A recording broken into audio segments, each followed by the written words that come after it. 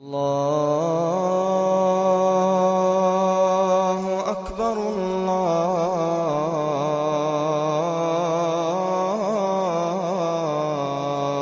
أكبر خطبہ جمعہ الحمد لله الذي لم يتخذ ولدا ولم يكن له شريك في الملك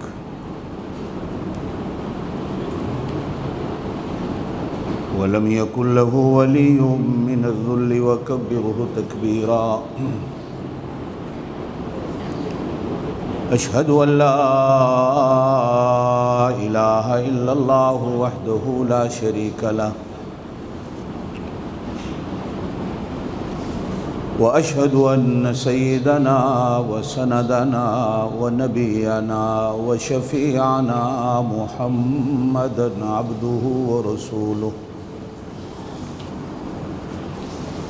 صلى الله عليه وعلى آله وأصحابه وبارك وسلم تسليما كثيرا كثيرا.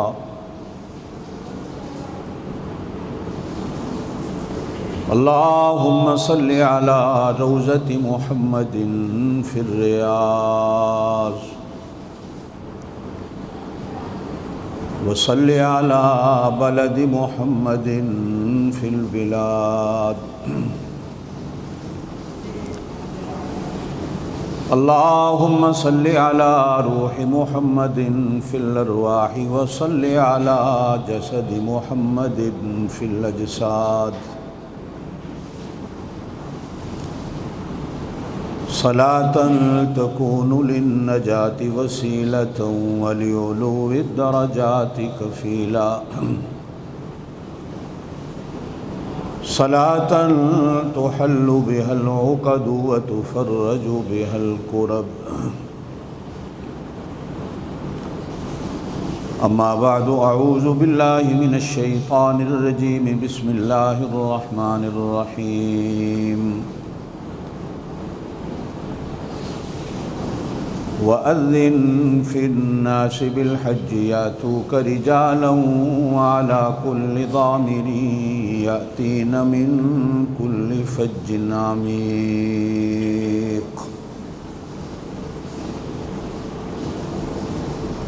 صدق الله العلي العظيم وبلغنا رسوله النبي الكريم الأمي الأمين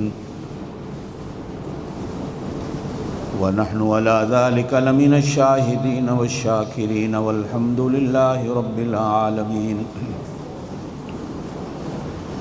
اللهم صل على محمد وعلى آل محمد كما صليت على إبراهيم وعلى آل إبراهيم إنك حميد مجيد. اللهم بارك على محمد وعلى آل محمد كما باركت على إبراهيم وعلى آل إبراهيم إنك حميد مجيد. ہر قسم کی حمد و ثنا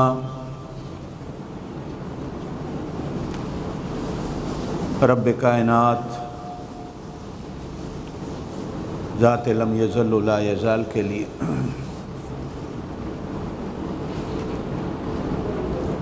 لا تعداد بے حساب درود و سلام اللہ کے پاک نبی حضرت محمد الرسول اللہ صلی اللہ علیہ وآلہ آلہ وسلم کی ذات اقدس کے لیے، لاکھوں کروڑوں دعائیں علماء اولیاء کے لیے جن کی محنتوں کے صدقے اللہ پاک نے پورا دین ہمیں نصیب فرمایا. اللہ پاک اس پورے دین پر ہمیں پورا ہو کر چلنے کی توفیق نصیب فرمایا. ذی الحج اسلامی کیلنڈر کا 12واں مہینہ ہے جس کا معنی ہے حج والا مہینہ.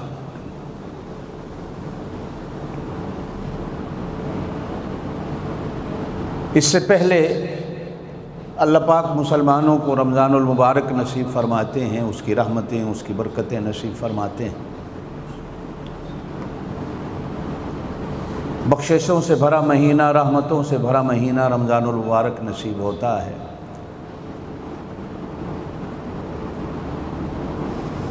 رمضان المبارک کے بعد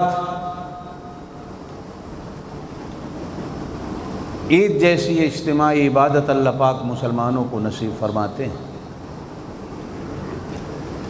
اور پھر اس کے بعد شوال اور ذوالقعدہ کا مہینہ، یہ حج کی بنیاد اور حج کی تمہیدات ہے۔ ان 2 مہینوں میں حج کی تیاری کرتا ہے، اور پھر ان کے بعد اللہ پاک نے 12واں مہینہ اسلامی کیلنڈر کا ذی الحج رکھا ہے، جو حج کا مہینہ ہے۔ کچھ لوگ جا چکے، کچھ لوگ جانے والے ہیں۔ جو چلے گئے اللہ ان کے سفر کو سفر منظور اور سفر مقبول فرمائیں۔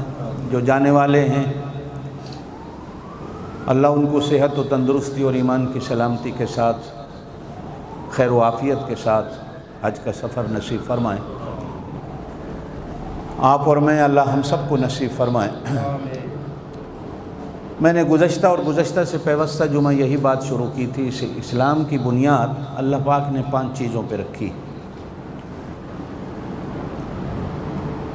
کلمے کو بنیاد پہلی قرار دیا گیا اور حج کو 5ویں بنیاد قرار دیا گیا۔ کلمہ پہلی عبادت ہے، گویا کہ یہ ایمان کا دروازہ ہے۔ اب جس نے بھی ایمان کے اندر داخل ہونا ہے وہ کلمے کے دروازے سے ہی داخل ہو کے اندر آئے گا۔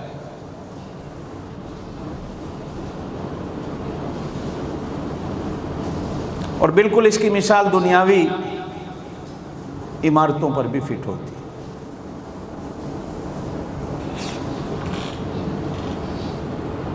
بلڈنگ اور کوئی گھر بنتا ہے تو سب سے آخر میں اس کی چھت ڈلتی ہے۔ اور میں نے گزشتہ سے پیوستہ جمعہ عرض کیا تھا کہ حج تمام عبادات میں ایک مشکل عبادت ہے، اور بلڈنگ بناتے وقت بھی ہر چیز کا بنانا آسان ہے، سب سے مشکل اس کی چھت ہوتی ہے۔ چھت ڈلتی ہے تو بلڈنگ پوری ہوتی ہے، یہ آخر میں ڈلتی ہے۔ اللہ پاک کسی کو حج نصیب کر دیتا ہے تو وہ ایمان کی بنیادوں اور ایمان کی عمارت کو پورا کرتا ہے، اس سے دین کی عمارت پوری ہوتی ہے۔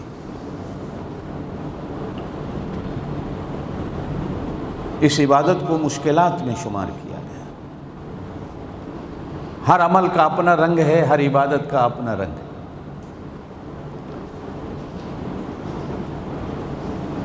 ہر عمل خوبصورت ہے اور ہر عمل کا اپنا اپنا رنگ ہے، اور وہ رنگ بھی خوبصورت ہے۔ اللہ پاک ہمیں ہر عبادت نصیب کر دے، آمین کہہ دیں، اور عبادت بھی ایسی نصیب کرے کہ اصلی رنگ کے ساتھ اللہ نصیب کر دے۔ ہر عبادت کا اپنا رنگ ہے۔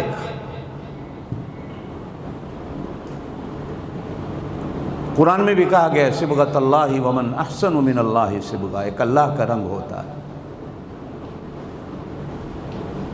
اور اللہ کے رنگ سے اچھا کسی کا رنگ نہیں ہوتا۔ وَنَحْنُ لَهُ عَابِدُونَ، اور ہم خالصتاً اسی کی عبادت کرنے والے ہیں، اور عبادت میں بھی رنگ بھرنا ہوتا۔ آئے اور نماز پڑھ لی نہیں، جس طرح بچے اسکول کے کاموں میں ڈرائنگ میں رنگ بھرتے ہیں، عبادت میں بھی رنگ بھرنا ہوتا۔ ایک آدمی آتا ہے حضور پاک صلی اللہ علیہ وسلم کے سامنے نماز پڑھتا ہے، عبادت میں رنگ نہیں بھرتا، حضور فرماتے ہیں دوبارہ پڑھو۔ وہ دوبارہ نماز پڑھتا، حضور فرماتے ہیں تیسری بار پڑھو۔ وہ تیسری بار پڑھتا، پھر وہ پوچھتا ہے یا رسول اللہ یہ مجھے آپ بار بار کیوں کہہ رہے ہیں؟ فرمایا کہ اللہ جو رنگ چاہتا ہے، اللہ کا رسول جو تمہاری عبادت کا رنگ چاہتا ہے، تیری نماز کے اندر وہ رنگ نہیں ہے، وہ چیز نہیں ہے۔ انی وجہت وجہی للذی فطر السماوات والارض حنیفا، ایک ایک چیز کو ادھر متوجہ کرنا ہے، صرف یہ نہیں کہ میرا منہ کعبے کی طرف، جوڑ جوڑ کو، انگ انگ کو، رگ رگ کو اس کی طرف متوجہ کرنا۔ اس لیے قرآن نے کہیں نہیں کہا نماز پڑھو، ہر جگہ قرآن کہتا ہے کہ نماز کو قائم کرو۔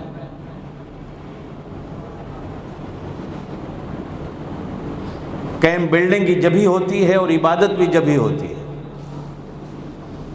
کہ جب اس کے اندر انسان اللہ کی مرضی کا رنگ بھرے اور اللہ کے رسول کی مرضی کا رنگ بھرے۔ ہماری کسی عبادت میں اپنی مرضی نہیں چلتی۔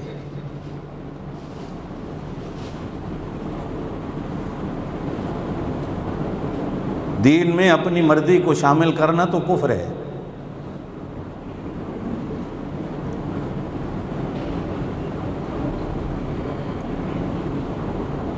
قرآن کے ترجمے میں بھی انسان اپنی مرضی نہیں کر سکتا، حدیث کے ترجمے میں بھی اپنی مرضی نہیں کر سکتا. اعمال میں بندہ کہاں اپنی مرضی کرے. نماز کے بارے میں حضور نے فرمایا صلو کما رأیتمونی اصلی، جس طرح مجھے دیکھتے ہو نماز پڑھتے ایسے پڑھو. پتہ تھا کہ میں ہر وقت نماز پڑھتا ہوں، ہر ویلے کی پڑھتا ہوں، رنگ بھری پڑھتا ہوں، اس لیے مجھے دیکھو میں کیسے پڑھتا ہوں. حج کے بارے میں یوں نہیں فرمایا کہ جیسے میں حج کر رہا ہوں ایسے حج کرو، بلکہ فرمایا خذوا عنی مناسککم، اس حج کے مجھ سے مسئلے سیکھ لو، اس لیے کہ میں نے ایک ہی بار زندگی میں کرنا ہے. اور پھر علماء اس پر یوں بھی کہتے ہیں کہ آپ 50 دفعہ بھی حج کر لیں پھر بھی آپ کو حج سیکھنا پڑتا.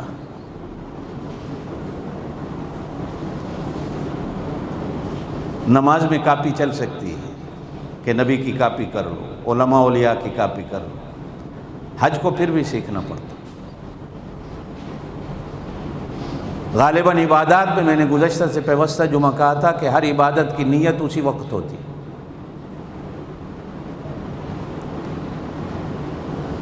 حج ایک ایسی عبادت ہے کہ جس کی نیت انسان مدتوں پہلے کرتا ہے،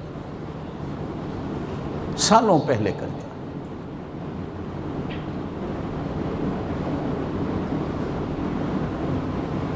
پیسہ جوڑتا ہے، وقت کو ادھر ادھر کرتا ہے، نیتیں کرتا ہے، دعائیں مانگتا ہے.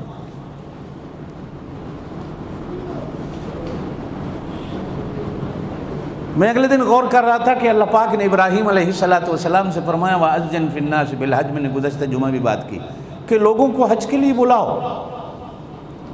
جنگل بیابان ہیں، چٹیل میدان ہیں، سوائے ابراہیم علیہ السلام کے اور سوائے اسماعیل علیہ السلام کے کوئی اور سننے والا ہی نہیں.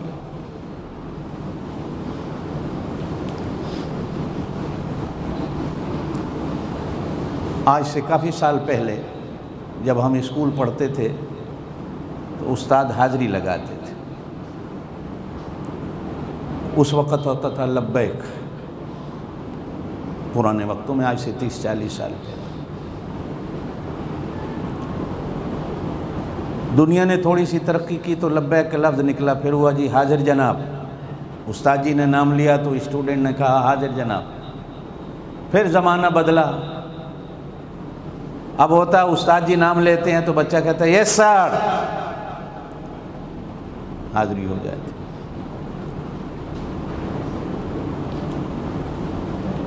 اب یہ جو حاجی جانے والا کہتا ہے لبیک، کوئی سمجھے نہ سمجھے معلوم ہوتا ہے کہ کوئی سر ہے جو حاضری لگا رہا ہے. اور یہ طالب علم، یہ اسٹوڈنٹ سامنے سے کہتا ہے لبیک، ایک بار بھی نہیں کہتا، پھر کہتا ہے لبیک، پھر کہتا ہے اللہم لبیک،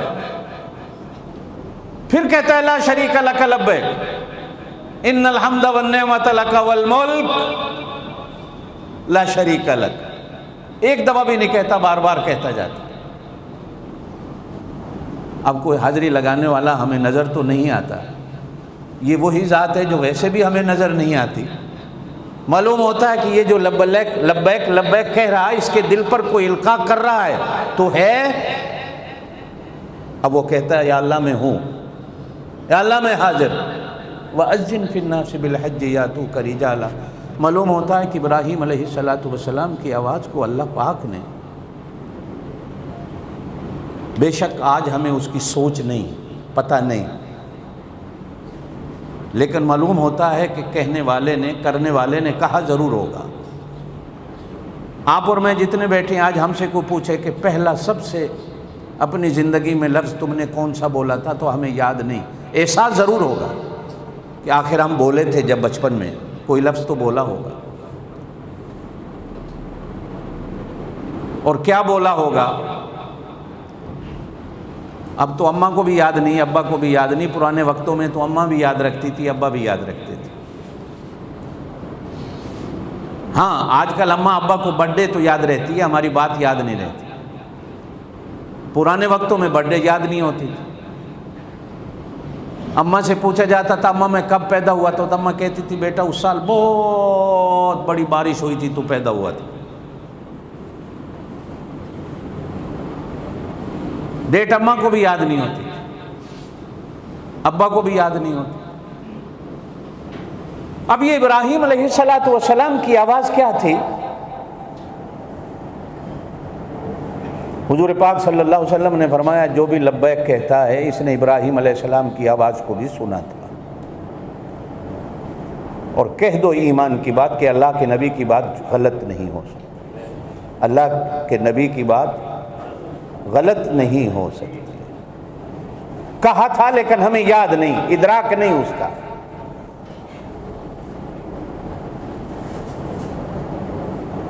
اور بعض اللہ والے ایسے بھی گزرے ہیں جن کے بارے میں کتابوں میں پڑھا ہے، وہ کہتے ہیں ہمیں آج بھی یاد ہے، ہم نے کہا تھا لبیک۔ ہمیں تو وہ بھی یاد ہے کہ جب اب عالم ارواح میں پڑے تھے تو اللہ نے پوچھا تھا میں تمہارا رب ہوں، ہم سب نے کہا تھا تو ہمارا رب ہے۔ کچھ اللہ والے ایسے بھی گزرے ہیں وہ کہتے ہیں ہمیں آج بھی ادراک ہے، ہم نے کہا تھا کہ تو ہمارا رب ہے۔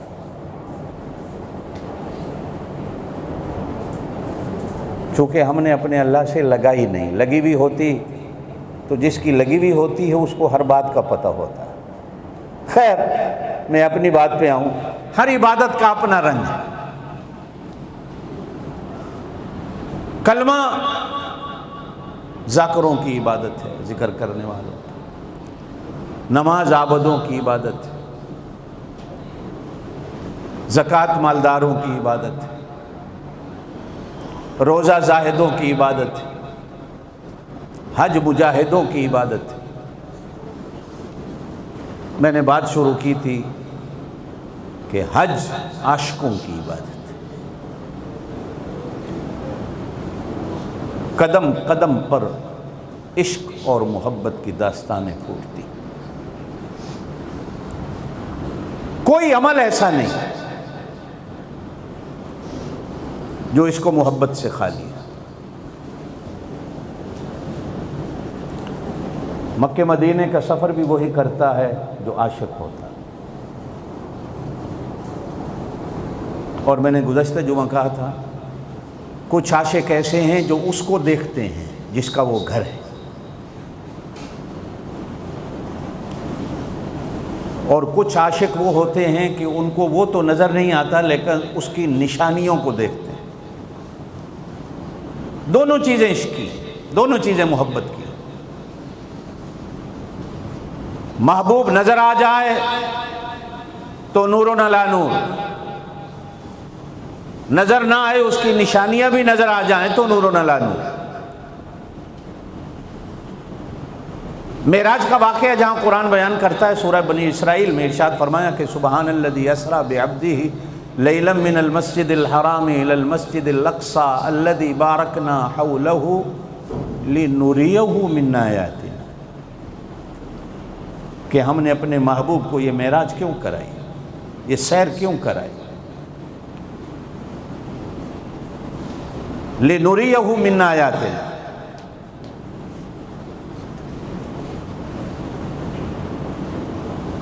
کہ وہ ہماری نشانیوں کو دیکھیں، ہماری نشانیوں کو دیکھیں۔ مائیں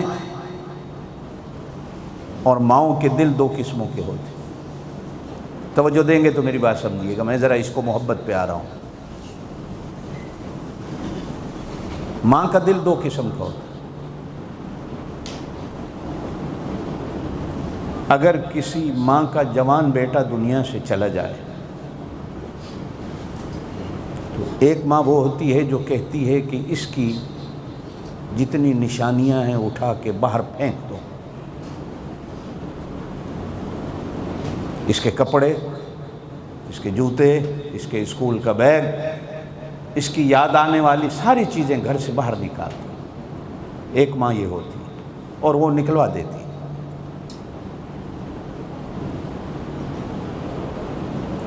ایک ماں وہ ہوتی ہے جو کہتی ہے کہ اس کی ہر چیز سنبھال کے رکھو،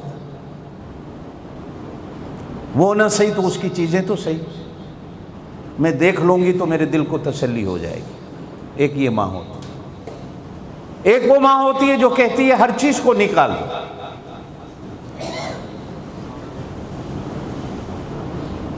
حج پہ جانے والا حاجی بھی دو قسم کا ہوتا ہے، ایک وہ ہوتا ہے کہ میں اس کو دیکھوں جس کا وہ گھر ہے، اور جو یہ چاہتا ہے اس کو وہ دکھتا بھی ہے، اس کو وہ نظر بھی آتا ہے۔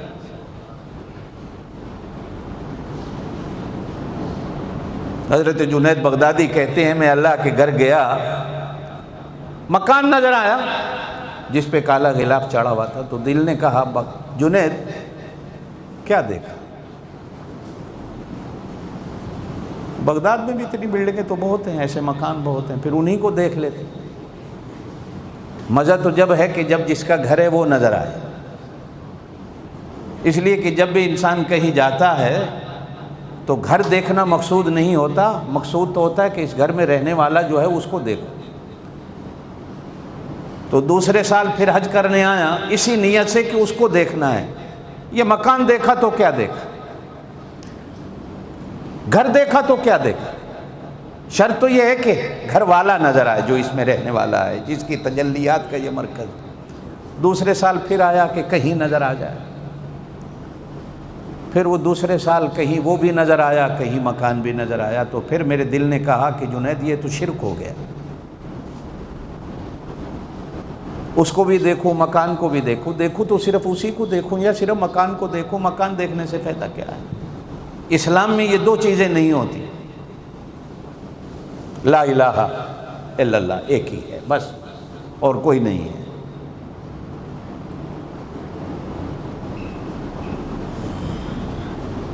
پھر کبھی کبھی اپنے آپ کو بھی دیکھا تو پھر دل میں خیال آیا کہ عیسائیوں کے ہاں بھی تین چیزیں ہیں، میرے دل میں بھی تین چیزیں آ گئی کہ میں اپنے آپ کو بھی دیکھ رہا ہوں، مکان کو بھی دیکھ رہا ہوں، اور مکان والے کو بھی دیکھ رہا ہوں۔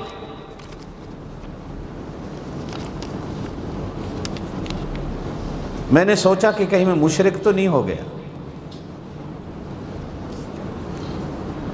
یہ جو اللہ والے ہوتے ہیں نا، یہ اپنی پکڑ بھی ہر وقت کرتے ہیں۔ اور ایک بات میری ہمیشہ پلے باندھ لیجئے گا، جو بندہ اپنے آپ کو پکڑتا ہے ولی وہی بنتا ہے۔ آپ اور میں نے کبھی اپنے آپ کو نہیں پکڑا، بلکہ میں کرتے ہیں، اور جو میں کرتا ہے ایک دن اللہ اس کو پکڑتا ہے۔ بکری میں کرتی ہے نا تو ایک دن کسائی کی چھری کے نیچے آ جاتی، جو میں زیادہ کرتی ہے۔ میں تو اللہ کو پسند ہی نہیں۔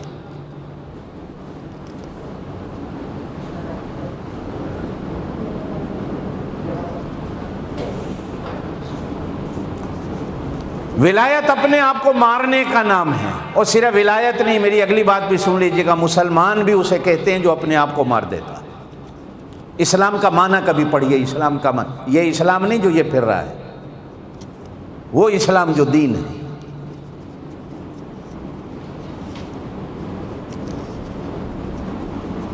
آپ اور میں جتنے بیٹھے ہیں، کبھی آپ نے اسلام کا معنی سوچا ہے کہ اسلام کا معنی کیا؟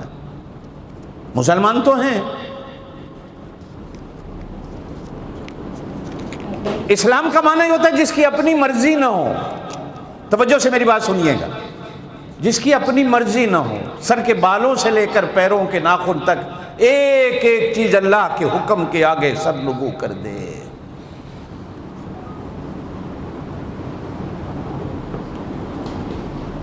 سر کے بالوں سے لے کر پیروں کے ناخن تک ایک ایک چیز کو اللہ کے حکم کے آگے سر نگو کر دے،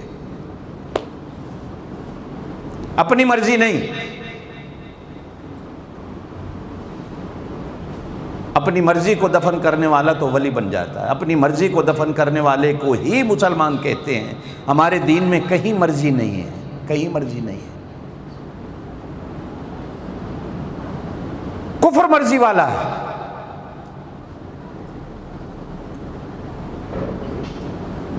اسلام میں مرضی نہیں چلتی، اس لیے قرآن پاک نے جا بجا کہا اطیعوا اللہ و اطیعوا الرسول، تم نے اللہ کی ماننی ہے، اللہ کے رسول کی ماننی، بس بات ختم۔ کہتے ہیں کہ ایک بزرگ اپنے مریدوں کو خلافت بانٹ رہے تھے، تو خلافت جب خلیفوں کو دے دی تو خلیفوں کو جمع کر کے نصیحتیں کرتے ہوئے کہنے لگے، دو نصیحتیں ہیں، پلے باندھ لو۔ پہلی نصیحت یہ ہے کہ کبھی خدائی کا دعویٰ نہ کر۔ خلفاء کہنے لگے، حضرت کون پاگل ہے جو خدائی کا دعویٰ کرتا ہے؟ کہا نہیں، ہر بندے کے اندر خدائی ہے، سب جھوٹ بولتے ہیں کہ ہم ایک خدا کو مانتے ہیں، ہر بندے کے اندر ایک خدائی کا دعویٰ ہے کہ میری بات آخری ہے، ہر کوئی میری مان کے چلے، میری بات پر کسی کی بات نہیں ہو سکتی۔ یہ دعویٰ صرف میرے اللہ کو ہو سکتا ہے کہ اسی کی بات آخری ہے۔ یہ میں بھی کبھی کبھی سوچتا ہوں، آپ بھی سوچیں کہ ہمارے ملک کے قانون کے اندر بھی ہے، دنیا کے ملکوں کے قوانین میں ہے کہ سپریم کورٹ کے جج کا فیصلہ آخری فیصلہ ہے، اس کے فیصلے پر کوئی بندہ اپنی رائے بھی نہیں دے سکتا، کسی کو حق نہیں، کسی کو اختیار نہیں، آخری فیصلہ ان کا ہے، اپیل کا بھی حق نہیں ہے۔ کیوں بھائی؟ اس لیے کہ سپریم کورٹ کے جسٹس کا فیصلہ ہے۔ یہ تو صرف میرے اللہ کے فیصلے کے آگے کسی کو اختیار نہیں ہوتا۔ حالانکہ صدقے جائیں کہ اللہ نے بھی اپنے فیصلے کو آخری فیصلہ بھی قرار دیا، پھر بھی کہہ دیا کہ اگر توبہ کر لو گے تو میں معاف کر دوں۔ پھر بھی اس نے توبہ کے دروازے کو بند نہیں کیا، اپیل کے حق کو نہیں چھینا وہاں بندے سے۔ 3000 سال کا بھی کوئی مشرک ہے، 2000 سال کا بھی کوئی مشرک ہے، ایک بار اللہ کے سامنے آ کر اپنے اس گناہ سے بھی توبہ کر لیتا ہے تو اللہ اس گناہ کو بھی معاف کر دیتا ہے۔ یہ دعویٰ صرف میرے اللہ کا ہو سکتا ہے، لیکن ہم انسانوں نے اپنے جیسے انسانوں کو یہ حق دے رکھا ہے۔ انہی کو دیکھتے دیکھتے آپ اور میں گھر کے اندر بھی بیٹھے بیوی بچوں سے کہتے ہیں، خبردار میری بات پر کسی کو بات کرنے کی اجازت نہیں، میرا فیصلہ آخری فیصلہ ہے۔ یہی خدائی کا دعویٰ ہے کہ میں بھی اگر گھر بیٹھے کہوں کہ میری بات آخری بات ہے، نہ بیوی کو بولنے کی اجازت ہے، نہ بچوں کو بولنے کی اجازت ہے، آپ بھی گھر بیٹھے یہی تو خدائی کا دعویٰ ہے۔ آخری بات صرف جس پر کسی کو اجازت نہیں اپنی مرضی کی بات کرنے کی۔ اسلام کا معنی یہی کہ مسلمان کہتے ہی اسے جو اپنی مرضی کو دفن کر دے۔ جب میں اور آپ اپنی مرضی کو دفن کریں گے تو یہ مقام ولایت ہے۔ ولی بننا کوئی اوکھا نہیں ہے، کوئی مشکل نہیں ہے۔ ایک ہندو تھا،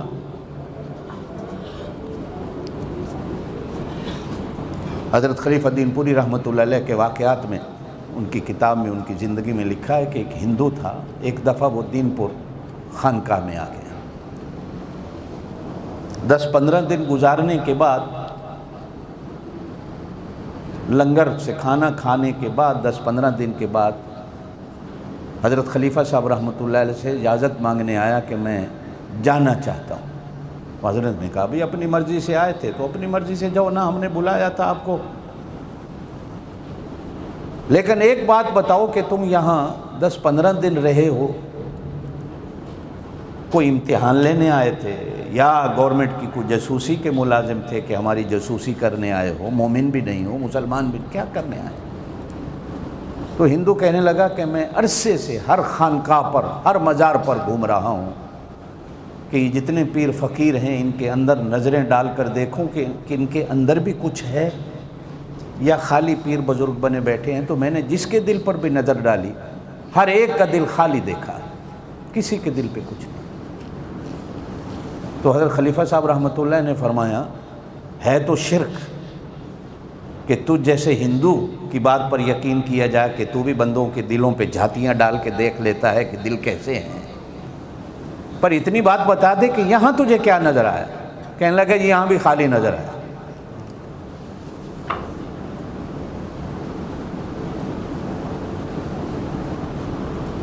تو فرمایا ظالم، یہ تیرے کفر کی سیاہی ہے،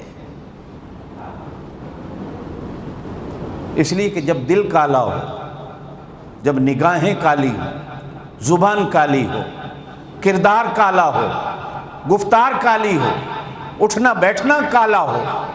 جب میں خود کالا ہوں تو پھر مجھے دوسرا بھی کالا نظر آتا. تیرا خود دل سیاہ ہے اس لیے تجھے دوسروں کی بھی دل کالے نظر آتے ہیں. اب جہاں جانا چاہتا ہے. اٹھنے لگا تو اب کہتا ہے میں خالی نہیں جاتا, اب آپ مجھے کلمہ پڑھا دیں پھر میں جاتا ہوں. کلمہ پڑھا تو اب حضرت نے پوچھا اب بتا تیری کیفیت کیا ہے. کہنے لگا جی اب اس دل کے نور کے سوا مجھے کہیں نور اور روشنی نظر نہیں آتی. کہا یہ ایمان کا سبب ہے, ایمان کی روشنی. اب بتا کہ یہ تجھے یہ طاقت اور قوت کیسے حاصل ہوئی کہ تو جھاتیاں ڈال کر لوگوں کے دلوں کو دیکھ لیتا ہے. تو اس نے کہا حضرت بات یہ ہے کہ 40 سال ہو گئے میں نے اپنی مرضی کو دفن کر دیا, میں نے اپنے نفس کو فنا کر دیا. مرضی ہوتی ہے آج گوشت کھانا ہے میں نہیں کھاتا, دل کہتا ہے آج مچھلی کھانی ہے میں نہیں کھاتا, دل کی مرضی کے الٹ کرتا ہوں. اور 40 سال ہو گئے میں نے آج تک اپنے نفس کی نہیں مانی, اسی کے الٹ چلتا ہوں. تو حضرت شیخ کی آنکھوں سے آنسو نکل آئے کہ کاش اللہ پاک یہی بات ہر مسلمان کو دے دے کہ مسلمان اپنی مرضی کو دفن کر دے. صحابہ نے اپنی مرضیوں کو دفن کر دیا تھا, وہ رضی اللہ عنہم ورضوا عنہ بنے. اولیاء نے اپنی مرضیوں کو دفن کر دیا تھا, وہ عبد القادر جیلانی اور جنید بغدادی بن گئے. اگر ہر مسلمان اپنی مرضی کو دفن کر دے تو مسلمان بن جائے. آج یہ ہے کہ میں اور آپ ہر کوئی اپنی مرضی کے تابع کھڑے ہیں, اللہ اور اس کے رسول کے تابع اپنے آپ کو نہیں کرتے. مسلمان کہتے ہی اسے ہیں جو اپنی مرضی کو دفن کر دیتے. اب آئیے میں اپنی بات پہ آتا ہوں کہ عبادات میں حج ایک ایسی عبادت ہے کہ جہاں ہر حاجی ہر قدم پر اپنی مرضی کو دفن کر دیتا. سب سے پہلے حکم ہوتا ہے اپنے لباس کو اتار دو, اپنے کپڑوں کو اتار دو. بندہ کہتا ہے کہ میں نے آج تک اپنی زندگی انڈر ویئر کے بغیر نہیں گزاری, حکم ہوتا ہے اسے بھی اتار دو. ہم نہیں چاہتے, وہ تیری مرضی ہے, یہ میری مرضی ہے. بندہ کہتا ہے میں نے بنیان کے بغیر آج تک اپنی زندگی نہیں گزاری, حکم ہوتا ہے بنیان کو اتار دو, یہاں تیری مرضی نہیں چلے. یا اللہ آج تک میرے پیٹ کو ننگا کسی نے نہیں دیکھا, اب میں کیسے قمیض اور بنیان کو اتار دوں. حکم ہوتا ہے کہ یہی تو چیز ہے, ہم دیکھنا چاہتے ہیں کہ ہماری مرضی پہ کون آتا ہے, اپنی مرضی پہ کون آتا ہے.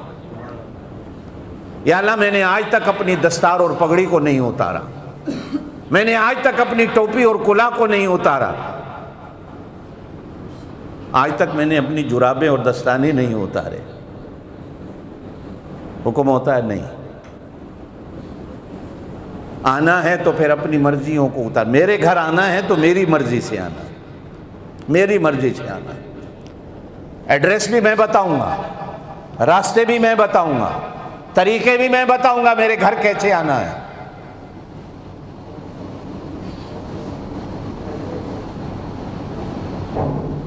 اب آدمی کتنے دوست ہوتے ہیں بیچارے زندگی میں جنہوں نے کبھی انڈر ویئر نہیں اتارا ہوتا.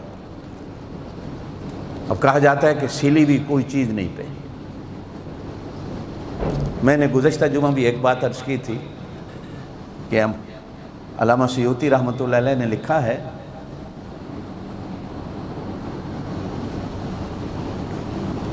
کہ حج کے سفر کو موت کا سفر سمجھو.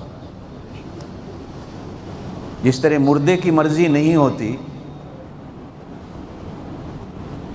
فارسی میں کہا جاتا ہے مردہ بدست زندہ, مردہ تو زندوں کے ہاتھ میں ہوتا ہے. وہ چاہیں تو غسل دے دیں, چاہیں تو غسل بھی نہ دیں, چاہیں تو کفن دے دیں, چاہیں تو کفن بھی نہ دیں, چاہے آگ میں ڈال دیں, چاہے قبر میں ڈال دیں, وہ تو زندوں کے ہاتھ میں ہوتا ہے. زندوں کی مرضی, جو مرضی کرو. اور کبھی کبھی فارسی کے اندر یہ بھی کہا جاتا ہے کہ مہمان بدست میزبان, کے مہمان تو میزبان کے ہاتھ میں ہوتا ہے. وہ چاہے تو دال کھلا دے, چاہے تو مرغی کھلا دے, چاہے تو بریانی کھلا دے, چاہے تو چائے پہ ٹرخا دے, چاہے تو کچھ بھی نہ دے. زمین پہ سلا دے, بیڈ پہ سلا دے, صوفے پہ سلا دے, ایئر کنڈیشن میں سلا دے, گرمی میں سلا دے, دھوپ میں سلا دے. مہمان ہوتا ہی وہی ہے جو میزبان کی مرضی پہ چلتا ہے۔ اگر مہمان اپنی مرضی پہ آ جائے، صاحب میں دال نہیں کھاتا میرے لیے بٹیرے بناؤ، صاحب میں سادے چاول نہیں کھاتا میرے لیے بریانی بناؤ، تو ایک وقت کی تو وہ کھلا دے گا، شام کو کہے گا بابا جوتا پہنو نکل جا، میرے گھر آئے ہو تو میری مرضی سے کھاؤ پیو گے، جو میں کھلاؤں گا پلاؤں گا۔ اس لیے ایک حدیث کے اندر فرمایا گیا مہمان 3 دن تک ہوتا ہے، مہمان کی 3 دن کے بعد مہمانی نہیں ہوتی۔ 3 دن اپنی مرضی سے چلاؤ کیا کھلانا ہے۔ حج پہ جانے والا اللہ کا مہمان بھی ہوتا ہے، اور حج پہ جانے والا مردہ بھی ہے جو اللہ زندہ کے ہاتھ میں ہوتا ہے۔ کھانا کیا ہے وہ بھی اس کی مرضی، پینا کیا ہے وہ بھی اس کی مرضی، رہنا کہاں ہے وہ بھی اس کی مرضی۔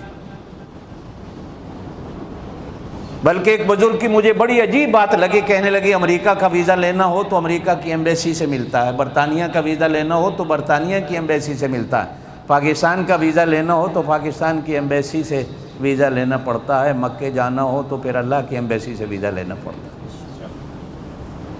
یہ نام ہوتا ہے سعودی عرب کی ایمبیسی، لیکن مہریں بھی اس کی مرضی سے لگتی ہیں۔ اللہ کی شان ہے، بات ہے کہہ دیتے ہوں، ساری دنیا سے حاجی خوش ہو کے حج پہ جاتا ہے اور خوش ہو کر حج کر کے آتا ہے۔ بدقسمتی ہے ہماری، ہانگ کانگ سے حاجی روکے جاتا ہے تو آتا ہے تو بھی روتے ہوئے آتا ہے۔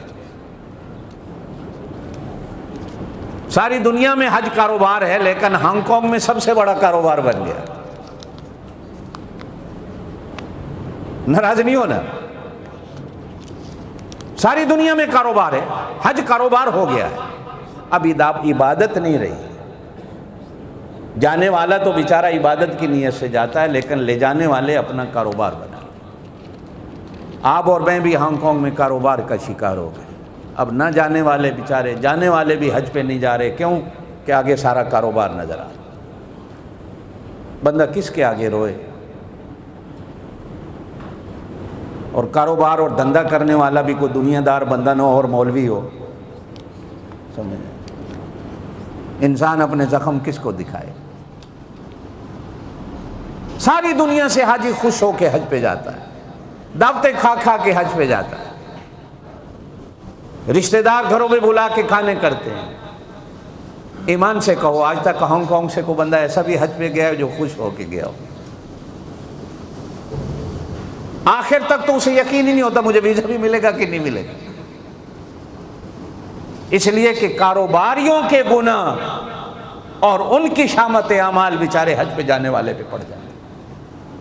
حج کاروبار، عبادت ہوتی ہے، وہ کاروبار نہیں۔ دعا کریں اللہ مسلمانوں کو ہدایت دے، دعا کریں اللہ مسلمانوں کو ہدایت دے۔ وَأَذِّن فِي النَّاسِ بِالْحَجِّ يَأْتُوكَ۔ پھر ایوسی بات پر میں کہتا ہوں کہ بزرگ لکھتے ہیں کہ حاجی حج پہ جانے والا یہ تو موت کے سفر کو اختیار کرتا، اگر کوئی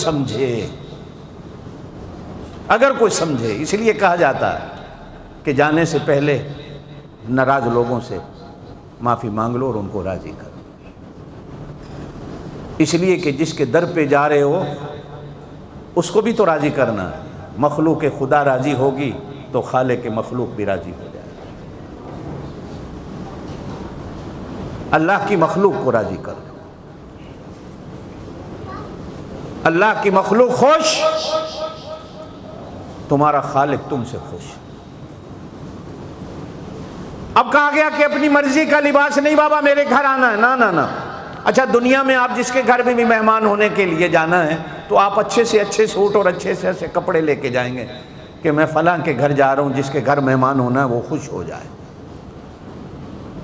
اور جب میں پہلے دن اس کے گھر جاؤں تو اچھے سے اچھا سوٹ پہن کے جاؤں، میرا اثر پڑے اس پر کہ میں بڑے اچھے کپڑے پہن کے آیا ہوں۔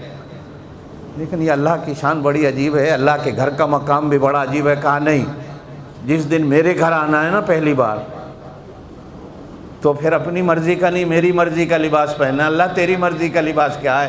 کہا کہ جس طرح کفن میں 2 چادریں ہیں 2 چادریں پہن، بس 2 چادریں پہن۔ کفن بھی رنگ والا دیا جا سکتا ہے، کوئی اسلام میں شرط نہیں ہے کہ سفید رنگ کا ہو۔ یہ بھی کوئی شرط نہیں ہے کہ کاٹن کا ہو، اسلام کے اندر نہیں ہے، کلر والا بھی دیا جا سکتا ہے کفن۔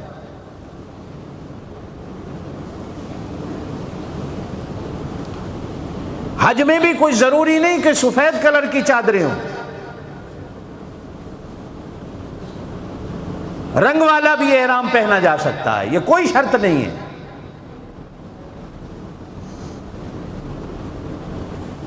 ہاں اتنا ضرور کہا گیا کہ لباس وہ ہو جو مجھے پسند ہو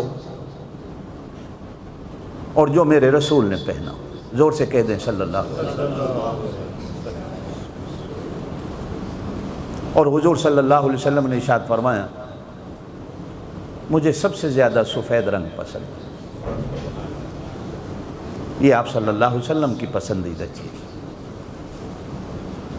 اور آپ صلی اللہ علیہ وسلم نے بھی جب بھی عمرہ فرمایا، جب بھی حج فرمایا، ایک بار حج فرمایا عمرے بھی کیے، تو آپ صلی اللہ علیہ وسلم نے سفید رنگ کی چادروں کو استعمال فرمایا، امت کو منع نہیں کیا۔ لیکن اب امت نے حضور کی سنت کو دیکھا،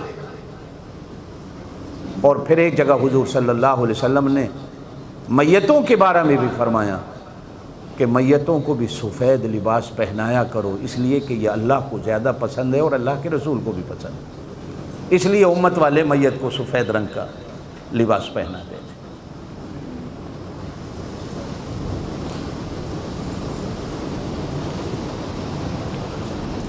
لباس بھی میری مرضی کا ہوگا، اور جب لباس بھی پہن لینا ہے تو اگلی بات بڑی عجیب کہی کہ باتیں بھی میری مرضی کی کرنی ہے۔ یہ نہیں کہ لباس میری مرضی کا ہو تو باتیں تمہاری مرضی کی نہیں، باتیں بھی میری مرضی کی ہوں۔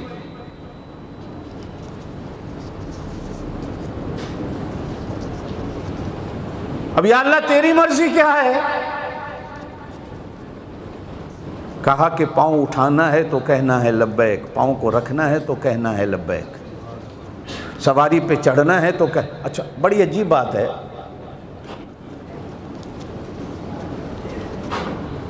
سواری پہ چڑھو تو ہمیں تو سکھایا گیا کہو سبحان الذی سخر لنا ھذا وما كنا له مقرنین وإنا إلی ربنا لمنقلبون، یہ سواری کی دعائیں۔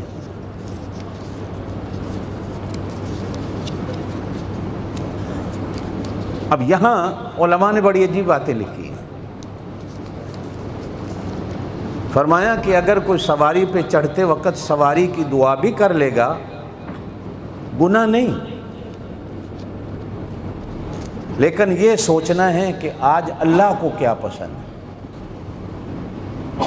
آج اللہ کی مرضی کیا ہے۔ دیکھیے رمضان جمعے والے دن ساری عبادتیں ہیں، قرآن کی تلاوت کا اپنا ثواب ہے، ذکر و اذکار کا اپنا ثواب ہے، دعائیں مانگنا اپنا ثواب ہے جمعے والے دن۔ لیکن ایک حدیث میں آپ صلی اللہ علیہ وسلم نے ارشاد فرمایا اگر کوئی جمعے والے دن اپنے سارے وظیفوں کو چھوڑ دے، صرف میرے اوپر درود پڑھتا رہے، تو اللہ پاک سارے وظیفوں کا ثواب درود کے اندر ہی اس کو دے دیتے۔ حالانکہ ہر عبادت کی اپنی جگہ ہے، ہر عبادت کا اپنا رنگ ہے، ہر عبادت کا اپنا مقام ہے۔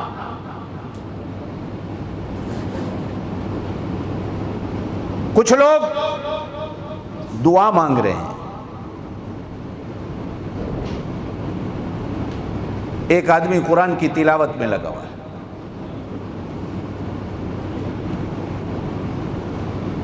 وہ اس کو پسند کرتا ہے، ایک آدمی ذکر و اذکار اور تسبیحات کو پسند کرتا ہے۔ آپ کو یاد ہوگا میں نے کچھ جمعہ پہلے کہا تھا کہ ایک صحابی غزوہ تبوک کے موقع پر آپ صلی اللہ علیہ وسلم تبوک میں تشریف لے گئے، مدینے سے 700-800 کلومیٹر کا فاصلہ، ایک صحابی کی موت مدینے میں ہوتی،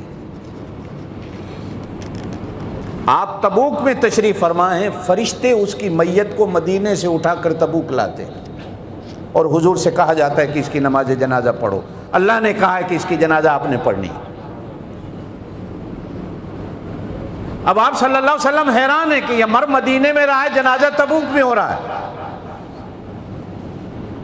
تو آپ صلی اللہ علیہ وسلم جبریل سے پوچھتے ہیں کہ کیا بات ہے، اس کا کون سا عمل اتنا اچھا ہے کہ مرتا وہاں ہے، جنازے کے لیے اس کی میت کو تبوک اٹھا کے لایا جاتا ہے. دنیا میں کچھ لوگ ایسے بھی گزرے ہیں. ایک شہنشاہ حبشہ گزرا، حبشہ کا بادشاہ ہے، نجاشی جس کا نام ہے. مرتا حبشے میں ہے، اس کی میت کو اٹھا کر فرشتے مدینے میں لے آتے ہیں، حضور اس کا جنازہ مدینے میں پڑھتے ہیں.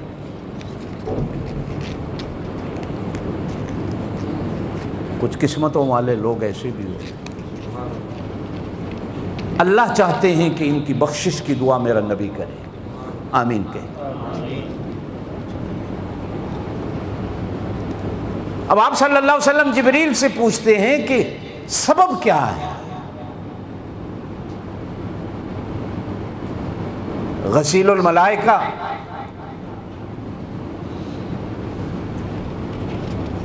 حضرت حنظلہ کا نام آپ سب نے سنا ہے.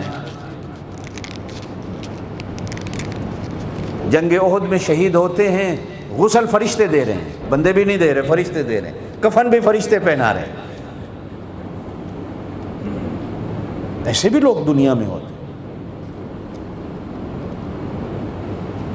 تو آپ جبریل سے پوچھتے ہیں تو جبریل کہتے ہیں کہ یہ عجیب بندہ تھا کہ یہ ہر وقت سورہ اخلاص، سورہ قل هو اللہ پڑھتا رہتا.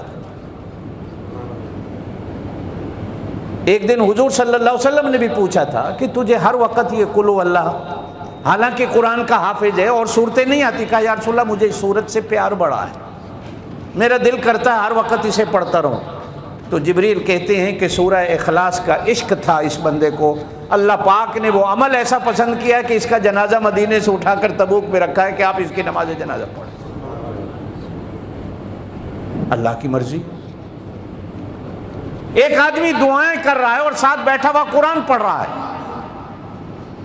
حضور صلی اللہ علیہ وسلم نے ارشاد فرمایا اب یہ قرآن پڑھ رہا ہے، دوسرا دعا مانگ رہا ہے، یہ اگر دعا نہ بھی مانگے تو قرآن کے پڑھنے میں ہی اللہ پاک ساری دعاؤں کا ثواب اس کو بھی دیتے ہیں اور اس کی دعائیں بھی اللہ قبول کر. نہ بھی مانگے، قرآن پڑھ رہا ہے لیکن پھر بھی اللہ کے ہاں ایسا ہے کہ یہ دعا مانگ رہا ہے. سواری پہ سوار ہو رہا ہے، اس نے احرام باندھا ہوا ہے، چاہیے تو یہ تھے کہ وہ کہے سبحان الذی سخر لنا ھذا، سنت ہے. لیکن اگر نہ کہے، وہ صرف پڑھے لبیک اللہم لبیک لبیک لا شریک لک لبیک، تو علماء نے لکھا ہے کہ اس کو بھی اتنا ہی ثواب ملتا ہے جتنا دعا پڑھنے والے کو سواری پہ بیٹھنے کا ثواب مل جاتا ہے. اس لیے کہ یہ اللہ کی مرضی پہ چل رہا ہے، اللہ کی مرضی پہ چل رہا ہے. کہ آج اللہ کی مرضی کیا ہے، آج اللہ کی مرضی کیا ہے کہ یہ اپنی مرضیات کو، اپنی باتوں کو، اپنی گفتگو کو چھوڑ کر صرف اللہ کی مرضی کی بات کر رہا ہے کہ آج اللہ چاہتے کیا ہے. اس لیے حضور پاک صلی اللہ علیہ وسلم نے ارشاد فرمایا اللہ کسی کو حج مقبول نصیب کر دے، آمین کہتے ہیں. دنیا وما فیہا کے ہر عمل سے اچھا عمل ہے کہ اللہ کسی کو حج مقبول نصیب کر دے. اسی لیے ضروری ہے کہ انسان ہر قدم پر دعا کرتا رہے کہ اللہ میرے حج کو حج مقبول بنا دے. ایک حج نصیب ہو جائے وہ بھی حج مقبول نصیب ہو جائے، ساری دنیا ایک طرف اور وہ حج ایک طرف. فرمایا وَأَذِّن فِي النَّاسِ بِالْحَجِّ يَأْتُوكَ رِجَالًا وَعَلَىٰ كُلِّ ضَامِرٍ يَأْتِينَ مِنْ كُلِّ فَجٍّ عَمِيقٍ. آواز لگاؤ. اب ابراہیم علیہ السلام آواز لگا دی.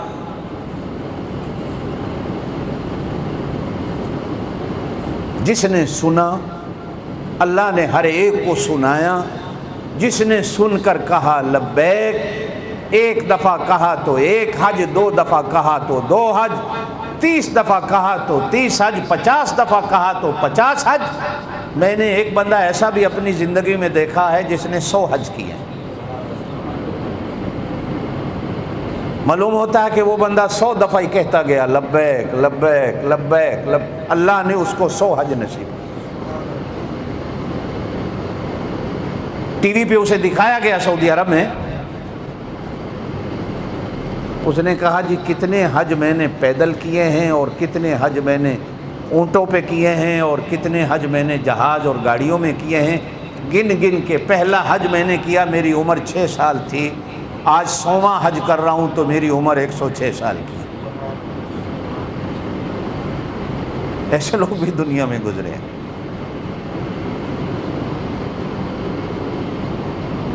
اللہ ایک بار کی حاضری نصیب کر دے، آمین کہہ دیں۔ جنہوں نے حج کر لیا اللہ ان کے حج کو قبول کر لے، جو آپ اور میں بیٹھے میں اللہ ہم سب کو حج نصیب کر دے، اور دعا کریں کہ ایسا حج نصیب کر دے جو حج اللہ کے دربار میں قبول۔ اور میں نے کہا ایک بات کہتے کہتے کہ میں اسے دیکھ لوں جس کا گھر ہے، وہ نہ صحیح تو اس کی نشانیوں کو ہی دیکھ لوں جس کا وہ گھر ہے۔ مجنوں میاں لیلا کی گلی سے ہو کر آنے والے کتے کو چوم رہا تھا، کسی نے کہا مجنوں میاں یہ تو کتا ہے،